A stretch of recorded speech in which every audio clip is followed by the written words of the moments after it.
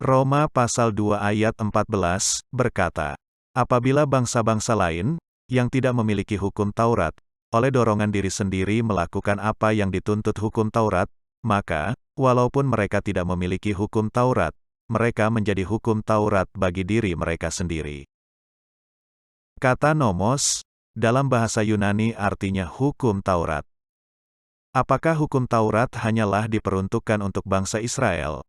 Atau lebih tepatnya keturunan Abraham secara genetik? Apakah ada hukum yang lain? Untuk orang-orang percaya akan Yehusya Kristus tetapi bukan keturunan Abraham secara genetik. Apakah hukum Taurat dari Bapa, atau Yahua, khusus untuk keturunan Abraham? Apakah anak, atau Yehusya, memberikan hukum yang lain, untuk di luar keturunan Abraham? Torah 30 menit akan berusaha menjelaskan apa yang kami mengerti mengenai hukum Taurat. Kepada siapakah hukum Taurat diperuntukkan? Apakah ada perbedaan antara keturunan Abraham dan bukan keturunan Abraham?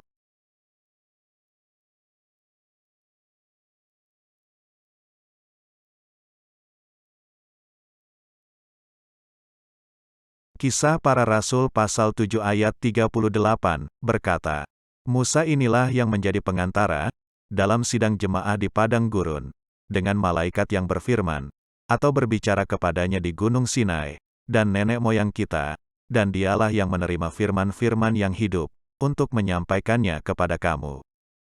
Mari kita bandingkan dengan Kisah Para Rasul pasal 2 ayat 22, berkata, Hai orang-orang Israel, dengarlah perkataan ini, yang aku maksudkan, ialah Yehusya dari Nazaret, seorang yang telah ditentukan Yahua, dan yang dinyatakan kepadamu dengan kekuatan-kekuatan, dan mujizat-mujizat, dan tanda-tanda yang dilakukan olehnya yang adalah Elohim, di tengah-tengah kamu, seperti yang kamu tahu.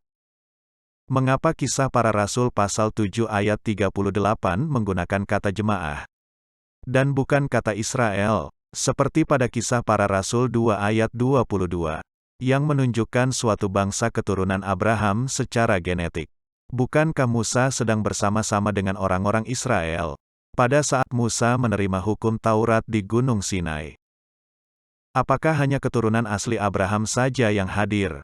Siapakah kumpulan orang, atau jemaah yang dimaksud, pada Kisah Para Rasul pasal 7 ayat 38?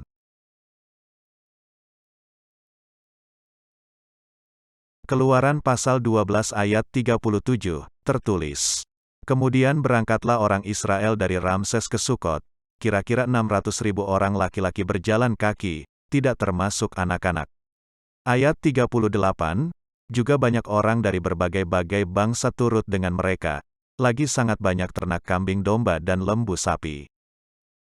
Ini adalah kejadian ketika bangsa Israel keluar dari tanah Mesir, setelah tulah terakhir, yaitu anak sulung. Di Mesir, tidak hanya bangsa Israel saja yang tinggal dan menetap di sana, tetapi juga berbagai bangsa.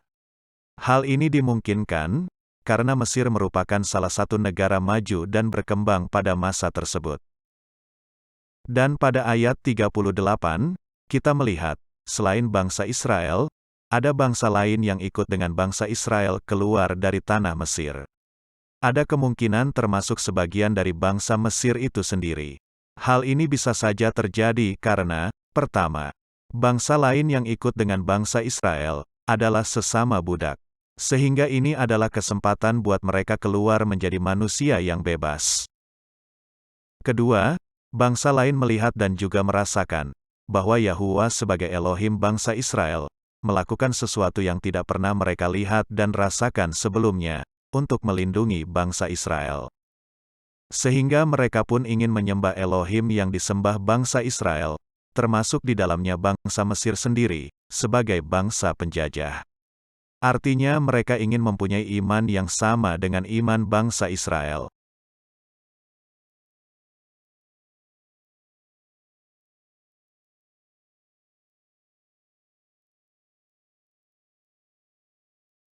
Bilangan pasal 15 ayat 14, berkata, Dan apabila seorang asing telah menetap padamu, atau seorang lain yang tinggal di antara kamu, atau di antara keturunanmu kelak, hendak mempersembahkan korban api-apian, yang baunya menyenangkan bagi Yahua, maka seperti yang kamu perbuat, demikianlah harus diperbuatnya. Ayat 15. Mengenai jemaah itu, haruslah ada satu ketetapan bagi kamu, dan bagi orang asing yang tinggal padamu. Itulah suatu ketetapan untuk selama-lamanya bagi kamu. Turun-temurun, kamu dan orang asing haruslah sama di hadapan Yahuwa. Perhatikan kata jemaah, pada bilangan pasal 15 ayat 15. Mengapa dikatakan jemaah, dan bukan Israel? Ayat inilah yang dikutip oleh Rasul Stefanus, pada Kisah Para Rasul pasal 7 ayat 38. Kata jemaah berarti, setiap orang keturunan Abraham, dan orang yang bukan keturunan Abraham, dan yang mau melakukan perintah-perintah Yahuwa Elohim. Bangsa Israel adalah bangsa yang dipimpin oleh Yahuwa Elohim sendiri.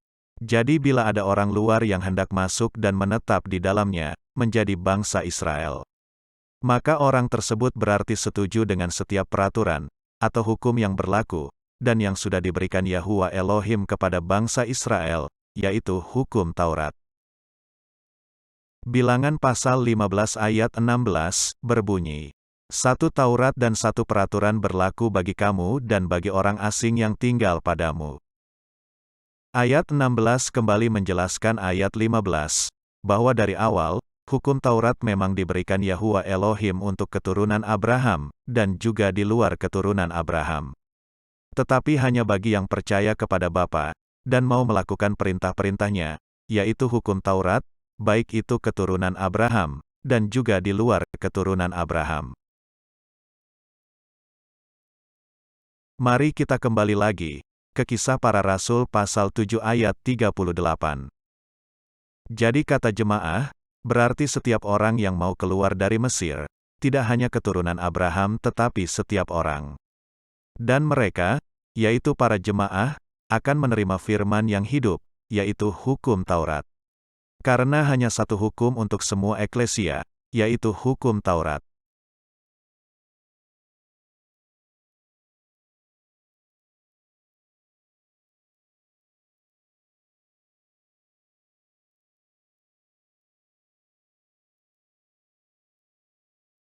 Galatia pasal 3 ayat 28, berkata, "Dalam hal ini tidak ada orang Yahudi atau orang Yunani, tidak ada hamba atau orang merdeka, tidak ada laki-laki atau perempuan, karena kamu semua adalah satu, di dalam Kristus Yehusya."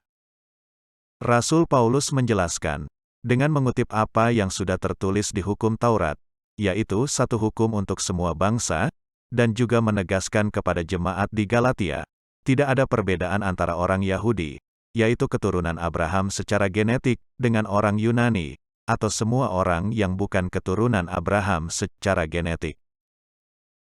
Efesus pasal 4 ayat 5, berbunyi, "Satu Yahuwa, satu iman, satu baptisan," ayat 6, "Satu Elohim dan Bapa dari semua, yang di atas semua dan oleh semua dan di dalam semua." Rasul Paulus kembali menjelaskan, dengan mengutip apa yang sudah tertulis di hukum Taurat, satu hukum untuk semua bangsa, kepada jemaat di Efesus. Yaitu satu iman percaya kepada Yahuwa Elohim, yang mau melakukan perintah-perintahnya,